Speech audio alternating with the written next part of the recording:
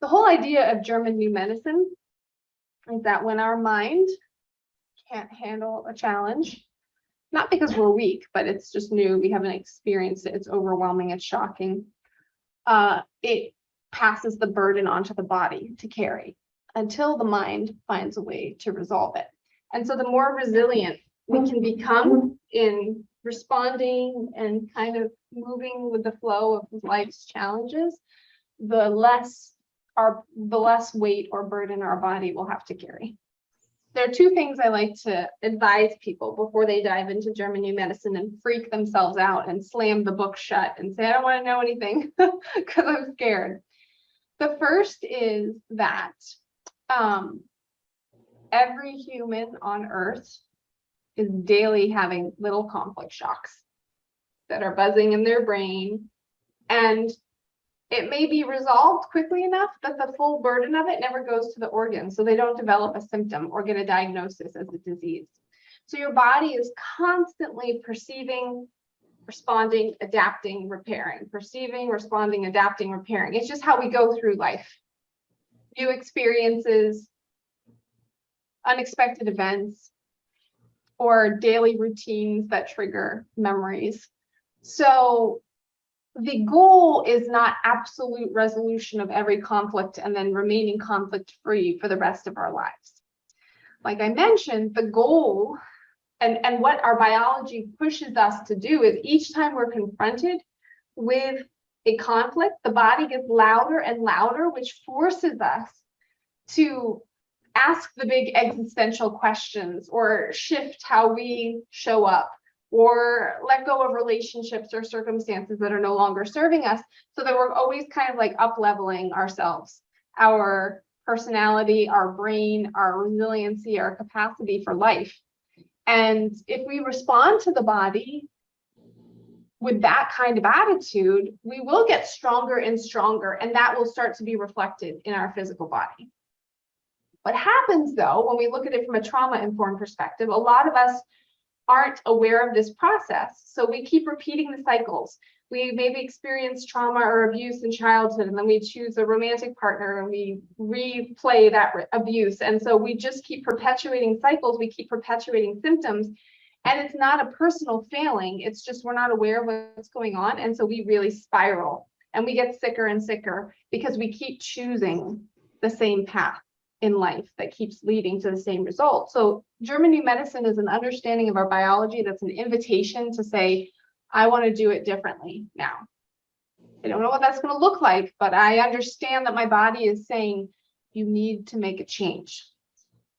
So on the one hand, just remind yourself, everybody's always experiencing conflicts. On the other hand, we don't want to become obsessive. We don't want every little ache and pain to, go to my book and open it up and be like, okay, what's good? Oh no, oh, that sounds terrible. Oh goodness, that's not good either. That's gonna cause a secondary conflict shock. And one of the things we can talk about is why we may get a diagnosis and then very quickly we get additional diagnoses because of the fear cycle that's put into play. So we want to learn a balance of also just trusting the body. There are a lot of conflicts that people out there in the world have resolved and they don't even do anything conscious about it. They just, life presents them a lesson, they learn from it, they shift direction, the body heals and they move on, and they don't know anything about German New Medicine. So that happens for you too.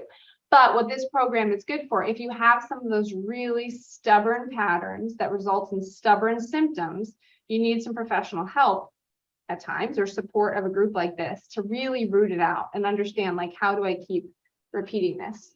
A mantra to remember in your mind is curiosity, not cure. We don't want to look at every symptom from the mindset of how do I cure this? How do I cure this? How do I cure this? We want to look at every symptom with a mindset of curiosity. What might this mean? What might my body be trying to tell me? We don't need to panic, because if we have these symptoms, it means our body is helping us survive whatever the conflict is. It's doing its job. We're alive. Sometimes something like a broken bone, which is a traumatic injury, we can still ask curiously, why did I break a bone? You can have two people snowboarding down a hill, both of them fall, only one breaks the knee, the other doesn't. Because if we're suffering the healing phase, going through the healing phase of a self-evaluation conflict, perhaps about our performance in the sport, we will have weakened bones. I should say conflict active phase. So we're more susceptible to a break. I have never broken a bone. Self-evaluation does not happen to be one of my conflicts. I guess my parents raised me to be confident, maybe too confident. I don't know, keep me in check. But that's not something I struggle with. However, so this means like I fell out of trees and stuff, never broke a bone. I walked to the mailbox about 6 months ago and fell off the 1-inch sidewalk and horribly sprained my ankle, and it swelled up like a balloon because I was going through a self-evaluation conflict that week. Mind blown, right? Like any other time I could have fallen off that thing, no problem. I have very strong bones and tendons and muscles. So sometimes, like you said, it's an actual traumatic injury, but what conflict might have made me more vulnerable to it? Same thing with like skin rashes, touching poison ivy. Why does somebody get sicker than the other? Even sunburns. A sunburn is not the injury that we think it is. However, the person that perceives it as an injury is going to have more pain than the person who looks at it as nutrition from the sun and vitamin D. Really interesting stuff. So yeah, don't obsess, but also keep getting curious. Why did I have this injury at this time? Why did I have this rash at this time?